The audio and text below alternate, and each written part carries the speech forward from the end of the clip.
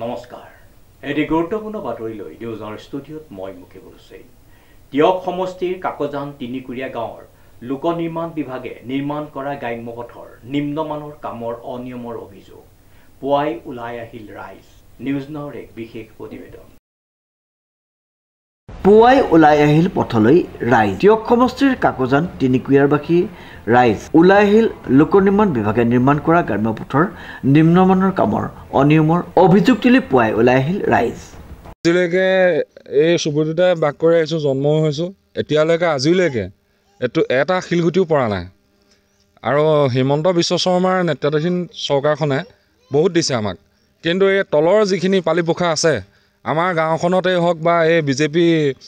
পালি নেতাখিনি সেইখিনি আমাক খাই দিছে জুৰুলা কৰি পেলাইছে আমাৰ ৰাস্তাটো আহিব লাগিছিলে খাপৰি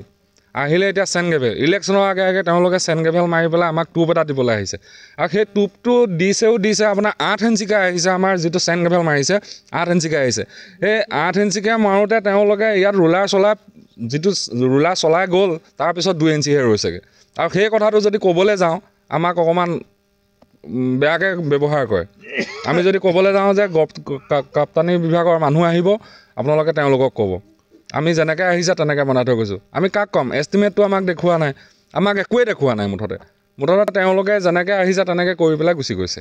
উল্লেখযোগ্য যে টিয়ক সমষ্টিৰ অন্তৰ্গত কাকজান তিনিকুৰীয়া গাঁৱৰ গ্ৰাম্য পথ নিৰ্মাণৰ বাবে লোক নিৰ্মাণ বিভাগে 29,06,640 টকা অনুমোদন দিয়ে এই পথসমূহৰ ভিতৰত হাজৰিকা বৰা চুক পথ কাকতি চুক পথ কপাহতলী পথ বাদুলি চুক পথ হাজৰিকা চুক পথকে ধৰি মুঠ 6টা পথ শিলগুটি আৰু মাটি দিয়াৰ বাবে বিভাগে অনুমোদিত দিয়ে যদিও ঠিকাদাৰে কেইটামান শিলগুটি ছটিয়াই কাম সামৰাৰ গুৰুতৰ অভিযোগ আনিছে স্থানীয় ৰাইজে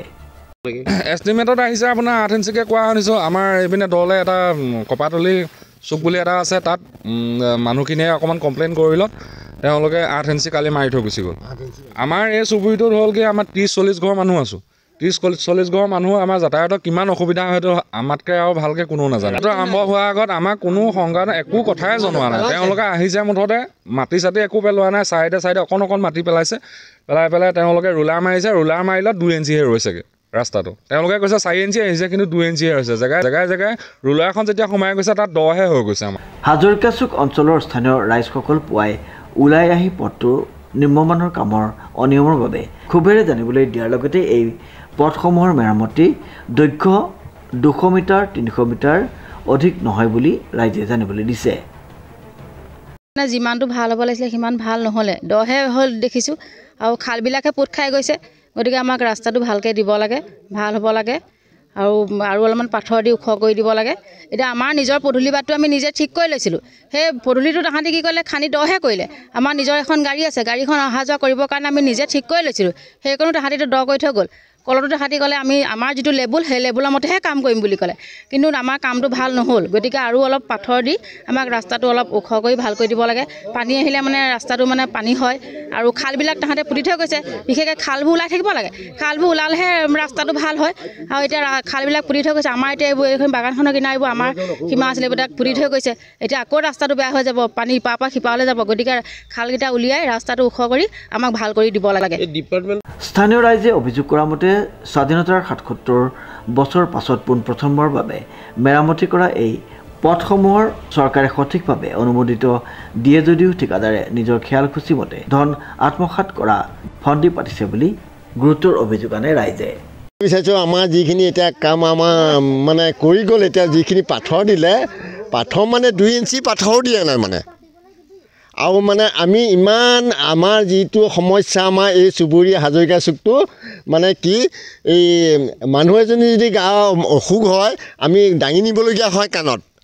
কিন্তু আমি আজি 30 বছৰে আমি আবেদন পত্ৰ দিছোঁ পঞ্চায়তটো দিছোঁ চৰকাৰকো জনাইছোঁ MLAকো জনাইছোঁ কথাটো আজিলৈকে আমাৰ ৰাস্তাটো সম্পূৰ্ণ হোৱা নাই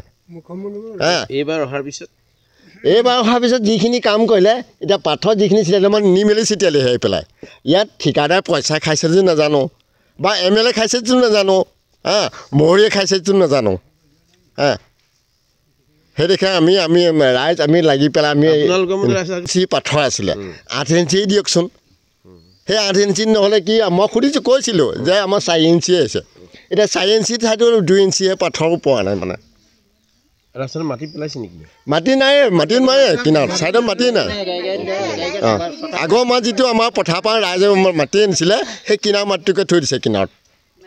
হয়, এতিয়া আপোনালোকে কি ক'ব ডিপাৰ্টমেণ্টক? আমি ডিপাৰ্টমেণ্টত ক'বলৈ মানে কি আমাৰ কামটো ভাল কৰক। আমাৰ কামটো আগৰ আপোনালোকৰ যিটো ইষ্টিমেট আছে সেই ইষ্টিমেটৰ মতে কাম কৰক। কামটো হোৱা নাই। বিশেষকৈ বিভাগীয় কোনো লোক উপস্থিত নথকাৰ বাবে পথসমূহত কেইগাড়ীমান শিলগুটি কেইগাড়ীমান মাটি পেলাই কামটো সামৰাৰ ব্যৱস্থা কৰাত ৰাইজ ওলাই আহি সংবাদ মাধ্যমক জানিবলৈ দিয়ে। ৰাইজে দাবী কৰা মতে বানদুৰ্গত এই অঞ্চলসমূহত চৰকাৰী প্ৰাককলন মতে পথসমূহ মেৰামতি কৰি সমোপযোগী কৰি তুলিবলৈ আহ্বান জনায়। কিন্তু যি ধৰণে ৰাস্তাটো হ'ব লাগিছিলে তেনেকৈ হোৱা নাই। আৰু অলপ মাটি নিদিয়াকৈ নহয়, মাটি দিছে আৰু শিলো নিম্নগামী হিচাপে দিছে। সেইকাৰণে আমাৰ উপযুক্ত হোৱা নাই। সেইকাৰণে বিভাগীয় মহোদয়ে আমাৰ ৰাস্তাটো যাতে উন্নতি পথত আগবঢ়াই নিয়ে সেইকাৰণে মই অনুৰোধ কৰিছোঁ। আৰু আমাৰ বাৰিষা কালত ছাত্ৰ ছাত্ৰী ইমান আঁঠুলৈকে বোকা লাগি স্কুললৈ যাবলগীয়া হয়, যাতায়াতৰ অসুবিধা আৰু বহুত বছৰ এনেকৈয়ে পৰি আছে আৰু য'তে ত'তে আবেদন দিয়া হৈছে কিন্তু কোনো কামত অহা নাই। এইবাৰ ভাবিছিলোঁ বোলো ৰাস্তা সঁচাকৈ ভাল হ'ব, কিন্তু একেটাই হ'বগৈ। তাৰমানে নিৰ্মালি দিয়া দি শিলগুটিকেইটা চেতিয়ালে এইটো ৰাস্তা ভাল নহয়। টিয়কৰ পৰা বিৰাজ বৰাৰ ৰিপৰ্ট, নিউজ নাও।